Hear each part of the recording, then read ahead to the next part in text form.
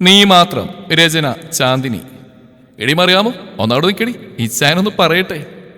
എടോ ദാവീദേ, തന്നോട് ഞാൻ പലതവണ പറഞ്ഞിട്ടുണ്ട് എന്നെ വിളിക്കരുതെന്ന്. ഏത് വയലാടോ ഞാൻ അറിയാമേ ഒന്ന്. എൻ്റെ പേര് ആൻഡ്രിയ എലിസബത്ത് മാളിയേക്കൽ എന്നാണ്. കേട്ടോളാം, ഇച്ചായം വന്നിരിക്കുന്നു. ഓ എന്റെ പൊന്നും അറിയാമോ, ഇത്രയും വലിയ പേര് വിളിച്ച് വരുമ്പോഴേക്കും കുരിശുമണിയിലേക്ക് ഒരു പെരുന്നാൾ കഴിഞ്ഞ അടുത്ത പെരുന്നാൾ കൊടിയേറും. അതുകൊണ്ട് വിളിക്കാൻ സുഖയിതാ. കേട്ടോടിയും അറിയാമോ. നീ ഒന്ന് പോടാ. അങ്ങനെ അങ്ങ് പോവാതെ അറിയാമോ. ഈച്ചായനൊരു കാര്യം പറയാനുണ്ട്. ദാവീദേ, നീ പറയാൻ പോകുന്നത് എന്താണെന്ന് എനിക്കറിയാം. നിന്നോട് ഞാൻ പലതവണ പറഞ്ഞിട്ടുണ്ട് അത് പറഞ്ഞതിന്റെ പിന്നാലെ നടക്കരുതെന്ന്. എനിക്ക് നിന്നെ ഇഷ്ടമല്ല. അല്ലെങ്കിൽ മാളിയേക്കൽ എബ്രഹാമാത്തിന്റെ മകളെ ഇഷ്ടപ്പെടാൻ മാത്രം എന്ത് യോഗ്യതയാണ് ചിട്ടിത്തട്ടി പണത്തിൽ തൂങ്ങി മരിച്ച ജേക്കബിന്റെയും സാറയുടെയും മകൻ കൂലിപ്പണി കിടക്കുന്ന ദാവീദിനുള്ളത്. അറിയാമോ, ഇങ്ങനെ ചങ്കിക്കൊള്ളുന്നൊന്നും പറയാതെടി. ഈ നാട്ടുകാരെ മുഴുവൻ പറഞ്ഞാലും ദാവീദിന് പുല്ല. പക്ഷെ നീ പറഞ്ഞാൽ സഹിക്കില്ലടി. നിനക്ക് വരാൻ മറ്റൊരാളാണിത് പറഞ്ഞെങ്കിൽ ചെയ്കിട്ടടിച്ച് പൊളിച്ചേനെ ഈ ദാവീദ്.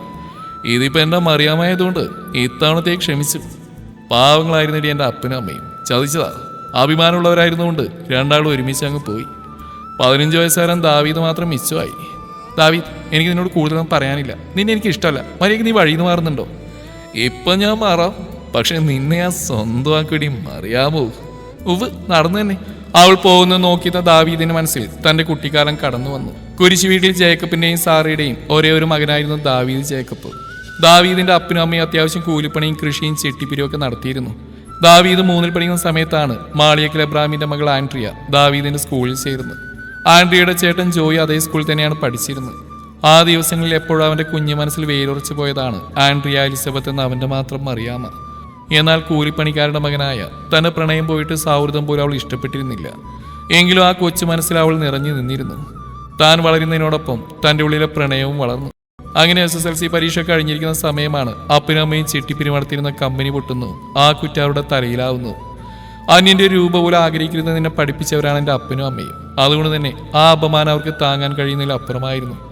രണ്ടാളും ഒരു കുപ്പി വിഷത്തിൽ ജീവിതം അവസാനിപ്പിച്ചു. ഞാൻ മാത്രം ബാക്കിയായി. നാട്ടുകാരുടെ മുമ്പിൽ തട്ടിപ്പുകാരുടെ മകനായി. ഒരു നേരത്തെ ഭക്ഷണം പോലും ആരും തന്നില്ല. പിന്നെ പുതിയ വിഷയങ്ങൾ കിട്ടിയപ്പോൾ നാട്ടുകാരത് മറന്നു. അതോടെ പഠിപ്പെല്ലാം അവസാനിച്ചു. വയറ് നിറക്കാൻ പറ്റാവുന്ന പണിയൊക്കെ ചെയ്തു തുടങ്ങി. ഇപ്പോൾ വർഷം 10 കഴിയുന്നു. ഇന്ന് തനിക്ക് വശമില്ലാത്തതായ ഒരു പണിയുമില്ല. കൂലിപ്പണി തൊട്ട് കൊട്ടേഷൻ പണിക്ക് വരെ പോവാറുണ്ട്. പള്ളിമുറ്റത്തുനിന്നും പോകുന്ന ആൻറ്റിയുടെ കാറിന്റെ ശബ്ദമാണ് ദാവീദിന്റെ ഓർമ്മകളിൽ നിന്ന് ഉണർത്തിയത്. എന്ന് കണ്ടിട്ടാണ് അറിയാമോ ഞാൻ നിന്നെ സ്നേഹിക്കുന്നത്? അറിയില്ല, പക്ഷെ ഒന്നറിയാം, അതൊരിക്കലും നിന്റെ പണമോ സൗന്ദര്യമോ കണ്ടിട്ടല്ല. സ്നേഹത്തോടൊരു നോട്ടമോ ഒരു ചിരിയോ എന്നിവരെ നിന്നിൽ നിന്ന് എൻ്റെ നേർക്ക് ഉണ്ടായിട്ടില്ല. എൻ്റെ നേർക്കെന്നല്ല, ആരുടെ നേരെ അത് ഉണ്ടായിട്ടില്ല. മാളിയേക്കലെ കൊച്ചെന്ന അഹങ്കാരം മാത്രമാണ് നിന്നിൽ ഞാൻ കണ്ടിട്ടുള്ളത്. എന്നിട്ടും എൻ്റെ ഉള്ളിൽ അന്നും ഇന്നും നീ മാത്രമാണല്ലോ അറിയാമോ. അന്നമോളെ, അന്നമോളെ. എന്നാ അപ്പച്ച? അപ്പച്ചൻ്റെ മോളോട് ഒരു കാര്യം പറയാനുണ്ടായിരുന്നു. എന്നതാ അപ്പച്ച? അത് മോൾക്കൊരു കല്യാണാലോചന വന്നിട്ടുണ്ടായിരുന്നു. ചെക്കൻ ഡോക്ടറാ, കൂടാതെ വലിയ തറവാട്ടുകാരും. മോൾക്ക് എതിർപ്പൊന്നുമില്ലല്ലോ? ഇല്ല അപ്പച്ച.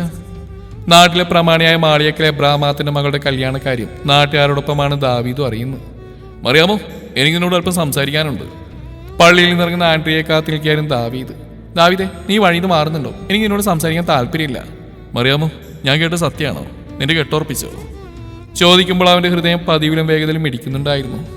പിന്നെ ചുമ്മാ പറഞ്ഞൊക്കെ നാട്ടുകാർക്ക് വട്ടുണ്ടോ ദാവീദേ? നീ കേട്ടത്രയും സത്യ.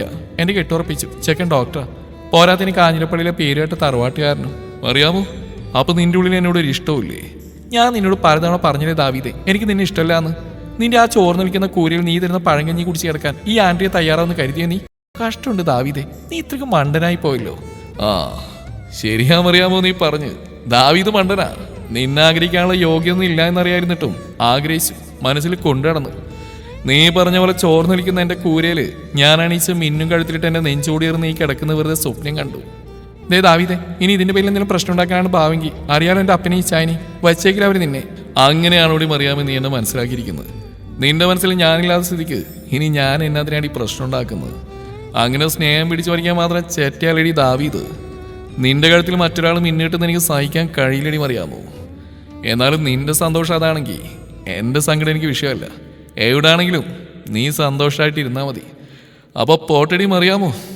അല്ല, ആൻഡ്രിയ എലിസബത്ത് മാളിയേക്കൽ അങ്ങനെ വിളിക്കുന്നല്ലയോ നിനക്ക് ഇഷ്ടം? ഇത്രയും നാളും അറിയാമോ എന്ന് ഞാൻ വിളിച്ചിരുന്നത് എന്നെങ്കിലും നീ എൻ്റേതാവെന്ന് കരുതിയാ. പക്ഷെ ഇനി അങ്ങനെ വിളിക്കാൻ അവകാശമില്ലല്ലോ. ഇപ്പം നീ മറ്റൊരു തന്നെ മണവാട്ടിയാൻ പോവല്ലേ. എന്നാലും എൻ്റെ ഉള്ളിൽ നീ മാത്രമേ കാണൂ. ഈ ഉയിര് കർത്താവ് തിരിച്ചെടുക്കുന്നോടം വരെ. അത്രയും പറഞ്ഞ് നടന്നു നീങ്ങുന്ന ദാവീദിനെ കാണുമ്പോൾ ആൻഡ്രിയയുടെ ചുണ്ടിൽ പുച്ഛങ്ങളെന്ന് ചിരി വിടർന്നു. അന്ന് ആൻഡ്രിയയും ദാവീദും തമ്മിൽ കണ്ട് 2 ആഴ്ച തികയുന്നതിന് മുമ്പ് ആൻഡ്രിയ ഡോക്ടർ സണ്ണി ജോർജിന്റെ ഭാര്യയായി. എങ്കിലും ദാവീദിന് തന്റെ മറിയാമ്മയെ മറക്കാൻ സാധിച്ചില്ല. മറ്റൊരുത്തന്റെ ഭാര്യയെ മനസ്സിൽ കൊണ്ടടക്കുന്നത് തെറ്റാണെന്ന് അറിഞ്ഞിട്ടും എന്തുകൊണ്ടോ അവളെ മറക്കാൻ കഴിഞ്ഞില്ല. നിങ്ങൾ അറിഞ്ഞോ നമ്മുടെ മാളികയിലെ കാര്യങ്ങളൊക്കെ? പണി കഴിഞ്ഞ കവലയിലെ ചായക്കടയിൽ ഇരിക്കുമ്പോഴാണ് മാളികയിലെ പുറംപണിക്കാരൻ കുമാരേട്ടന്റെ വാക്കുകൾ ദാവീദിലേക്ക് എത്തിയത്. എന്ത് കാര്യങ്ങൾ?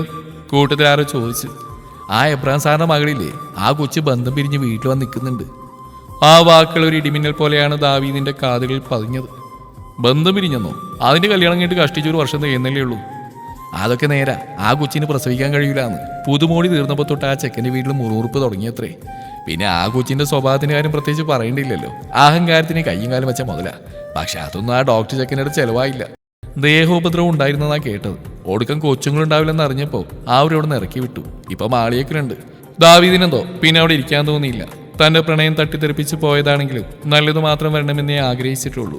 ഒരിക്കലും ആ കണ്ണുകൾ നിറയുന്ന കാണാൻ ആഗ്രഹിച്ചിട്ടില്ല. ഇപ്പോഴത്തെ അവസ്ഥ അറിഞ്ഞപ്പോൾ ഉള്ളിലെവിടെയോ ഒരു നീറ്റൽ. 1 വർഷം കൊണ്ട് ആൻഡ്രിയ ജീവിതത്തെക്കുറിച്ച് ഏകദേശം മനസ്സിലാക്കിയിരുന്നു.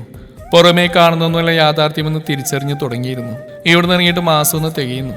ഇവിടെ തിരികെ എത്തി ആദ്യമൊക്കെ വലിയ കുഴപ്പമൊന്നും ഇല്ലായിരുന്നു. പക്ഷെ ഇപ്പൊ കുറച്ചു ദിവസം ഇച്ചായനെയും ചേർത്തിയുടെയും സ്വഭാവത്തിലൊക്കെ ആകമാനൊരു മാറ്റം. നാട്ടുകാരുടെ മുമ്പിൽ എബ്രഹാം മാളികൽ പ്രമാണിയാണെങ്കിലും ഇപ്പോൾ വീട് ഭരിക്കുന്ന ഇച്ചായനാണ്. ഞാനിവിടെ നിൽക്കുന്നതിൽ ഇച്ചായനും ചേർത്തിക്കും താല്പര്യക്കുറവുള്ള പോലെ. അപ്പനും അമ്മയ്ക്കൊന്നും പറയാനും കഴിയുന്നില്ല. നാളെ ഇച്ചായന്റെ പരിചയത്തിലുള്ള ആരോ പെണ്ണ് കാണാൻ വരുന്നുണ്ട്. ഇപ്പൊ പെട്ടെന്ന് യുവാൻ എനിക്ക് പേടിയാണ്. എന്നാൽ ഇനി ഇവിടെ അവരെ ബുദ്ധിമുട്ടിച്ചുകൂടാ. ചെയ്തു പോയ തെറ്റുകൾ ആനിന്റെ മനസ്സിലൂടെ ഒരു നിമിഷം കടന്നുപോയി. ദാവീദിനെ ഓർക്കവേ ആദ്യമായി ആ കണ്ണുകളിൽ നിന്ന് അവന് വേണ്ടി ഒരിറ്റു കണ്ണുനീർ അടർന്നു വീണു. അവനോട് പറഞ്ഞതിനെല്ലാം മനസ്സുകൊണ്ട് 1000 വട്ടം മാപ്പ് പറഞ്ഞു. പണത്തിന്റെ അഹങ്കാരത്തിന്റെ പേരിൽ തട്ടിത്തെറിപ്പിച്ച ജീവിതത്തോട് ആദ്യമായൊരു മോഹം തോന്നി. പിറ്റേന്ന് പെണ്ണ് കാണാൻ വന്ന ആളെ കണ്ടപ്പോൾ ഭൂമി വിളർന്ന് താഴേക്ക് പോയാൽ മതിയായിരുന്നു ആനിന് തോന്നി. അയാൾക്ക് ആനിനെ കഴിഞ്ഞ് 15 വയസ്സ് പ്രായക്കൂടുതലുണ്ടായിരുന്നു. എനിക്ക് ഈ ബന്ധത്തിന് സമ്മതമല്ല. അതിന് നിന്റെ സമ്മതം ഇവിടെ ആരും ചോദിച്ചില്ല. നാട്ടുകാരെ കൊണ്ട് പറയിപ്പിച്ച് ഇനി ഇവിടെ നിൽക്കാൻ പറ്റില്ല. ഇനിയും മറ്റുള്ള മുമ്പിൽ നാണുകേടാ എന്നെ കൊണ്ട് വയ്യ. അയാൾക്ക് നമ്മൾ കുറവ് കുറച്ച് പ്രായക്കൂടുതലാണെന്നല്ലേ ഉള്ളൂ. പിന്നെ നിന്നെ പോലെ പ്രസവിക്കാൻ കഴിയാത്തൊരു പെണ്ണിന് വേറെ ആരിരിക്കും? സ്വന്തം കൂടപ്പിറപ്പിൽ നിന്ന് തന്നെ അങ്ങനെ ഒരു വാക്ക് കേൾക്കേണ്ടി വന്ന നിമിഷം ജീവിച്ചിരിക്കുന്നതിൽ പോലും അർത്ഥമില്ലെന്ന് ആനിന് തോന്നി. ആരെന്തൊക്കെ പറഞ്ഞാലും എനിക്കിതിന് സമ്മതമല്ല. നിന്റെ സമ്മതം ഇവിടെ ആർക്കും വേണ്ട. കൊണ്ടുപോയി പൂട്ടിയിട്ടോളെ. കല്യാണത്തിനത് തുറന്നിട്ടാ മതി. 2 ദിവസത്തേക്ക് ഭക്ഷണം കൊടുക്കണ്ട. മോനെ, നിന്റെ അനിയത്തിയിലേടാ അവള്. അപ്പനും അമ്മയും തൽക്കാലത്തിൽ ഇടപെടണ്ട. പേര് കേട്ട പ്രമാണി എബ്രഹാം മാളിയേക്കലിന് സ്വന്തം മകളുടെ കാര്യത്തിൽ നിസ്സഹായനായി നിൽക്കേണ്ടി വന്നു. കരഞ്ഞു കരഞ്ഞ് എപ്പോഴാണ് ഞാൻ ഉറങ്ങിയത്. കണ്ണു തുറന്നപ്പോൾ കണ്ടത് അടുത്തിരിക്കുന്ന അമ്മച്ചിയാണ്. അമ്മച്ചി, എന്റെ പൊന്നു മോളെ, നീ ഇവിടുന്ന് എവിടേക്കെങ്കിലും പോയിക്കോ. ഇവിടെ നിന്ന് അയാളെ കൊണ്ട് നിന്നെ കെട്ടിക്കും നിന്റെ ഇച്ഛായൻ. അമ്മച്ചി, ഞാൻ എവിടേക്ക് പോവാനാ? ദാ ഇത് കുറച്ച് കാശ, നീ എവിടേക്കെങ്കിലും പോയിക്കോ. അമ്മച്ചി പറഞ്ഞനുസരിച്ച് വീട്ടിൽ നിന്ന് പുറത്തിറങ്ങി. പോരുന്നതിന് മുമ്പ് ഒരിക്കൽ കൂടി തിരിഞ്ഞു നോക്കി. ഒരുപാട് അഹങ്കരിച്ചിട്ടുണ്ട് മാളിയേക്കൽ ജനിച്ചതിന്. കൂട്ടുകൂടാൻ വന്നവനെയും ആദ്യമായി പ്രേം പറഞ്ഞവനെയും പുച്ഛിച്ചത് മാളിയേക്കലെ പെണ്ണെന്ന അഹങ്കാരം കൊണ്ടായിരുന്നു. എങ്ങോട്ട് പോകണമെന്നോ എന്ത് ചെയ്യണമെന്നോ അറിയാതാകെ മരവിച്ച അവസ്ഥയിലായിരുന്നു അയാൾ. എന്തെങ്കിലും കഴിച്ചിട്ട് 2 ദിവസമായി. മുന്നോട്ടൊരടി കൂടി നടക്കാൻ കഴിയില്ലെന്ന് തോന്നിയുകൊണ്ട് മുന്നിൽ കണ്ട ഒരു വെയിറ്റിംഗ് ഷെഡിൽ കയറിയിരുന്നു. അടുത്താരോ നിൽക്കുന്ന പോലെ തോന്നിയപ്പോഴാണ് തല ഉയർത്തി നോക്കിയത്. മുന്നിൽ നിൽക്കുന്ന ആളെ കണ്ട് ഒരു നിമിഷം തല താഴ്ന്നുപോയി. ഇതെന്നതാ അറിയാമോ? മാളിയേക്കലെ സ്ഥലമില്ലായിട്ടാണോ നീ നട്ടപ്പാതിരിക്ക് ഇവിടെ വന്നിരിക്കുന്നത്? എന്ത് പറയണമെന്നറിയാതെ ആനാകെ കുഴങ്ങി. കാരണം മറിയാമോ എന്ന വിളി വന്ന് തറച്ച ചങ്കിലാണ്. ഇത്രയും നാൾ ആ വിളി കേൾക്കുമ്പോൾ വെറുപ്പോടെ മുഖം തിരിച്ചിട്ടേ ഉള്ളൂവെങ്കിലും ഇന്ന് ആ വിളി കേൾക്കുമ്പോൾ ഒറ്റക്കല്ലെന്നൊരു തോന്നൽ. പക്ഷെ പാടില്ല. ഒരിക്കൽ താൻ കാരണം ഒത്തിരി സങ്കടപ്പെട്ടവനാണ്. തന്നെ പോലെ ഒരുത്തി ഒരിക്കലും ദാവീദിന് ചേരില്ല. ആനിന്റെ ഇപ്പോഴത്തെ അവസ്ഥ അറിഞ്ഞ ദാവീദിന് അവളുടെ ഇരിപ്പ് കണ്ടപ്പോഴേ കാര്യങ്ങൾ ഏകദേശം മനസ്സിലായി. മറിയാമോ, വഴി നിൽക്ക്. എവിടേക്ക്? ഏതായാലും കൊല്ലാനല്ല. ദാവീദ് അവളെയും കൂട്ടി അവന്റെ വീട്ടിലേക്ക് പോയി. ഇന്നാ മറിയാമോ, ഇത് കഴിച്ചോ. ദാവീദ് നീട്ടിയ വെള്ളമൊഴിച്ച ചോറ് കൊതിയോടെ കഴിക്കുമ്പോൾ അവരുടെ മുന്നിൽ മാളിയേക്കൽ എന്ന തറവാട്ട് പേരോ മാളിയേക്കൽ എബ്രഹാമിന്റെ മകൾ എന്ന പേരോ ഉണ്ടായിരുന്നില്ല. മറിച്ച് വിശപ്പ് മാത്രം. ഭക്ഷണം കഴിക്കുന്ന ആനെ കണ്ടപ്പോൾ ഒരു നിമിഷം ദാവീദിന്റെ ചുണ്ടിൽ ചിരി വിടർന്നു. ഒരിക്കൽ ആൻ പറഞ്ഞു ഓർത്തപ്പോഴുണ്ടായ ചിരി. എടി മറിയാമോ, എന്റെ ഈ ചോറ് നിൽക്കുന്ന കൂരയില് ഞാൻ തന്ന പഴങ്കഞ്ഞി കഴിക്കുമ്പോൾ ഈ മാളിയേക്കലിന്റെ കൊച്ചിനിപ്പോൾ നാണക്കേടൊന്നുമില്ലായോ? ദാവീദിന്റെ വാക്കുകളിൽ തന്നെ കീറി മുറിക്കാനുള്ള കഴിവുണ്ടെന്ന് ഒരു നിമിഷം ആനിന് തോന്നി. ഞാൻ ചുമ്മാ അറിഞ്ഞാടി വച്ചേ, നീ കഴിക്കേ. അല്ല മറിയാമോ, എന്നതാ പ്രശ്നം? ആൻ കാര്യങ്ങളെല്ലാം ദാവീദിനോട് പറഞ്ഞു. എനിക്ക് തൽക്കാലം പിടിച്ചു നിൽക്കാൻ ഒരു ജോലിയും താമസിക്കാൻ ഒരു ഇടവും ശരിയാക്കി തരാമോ?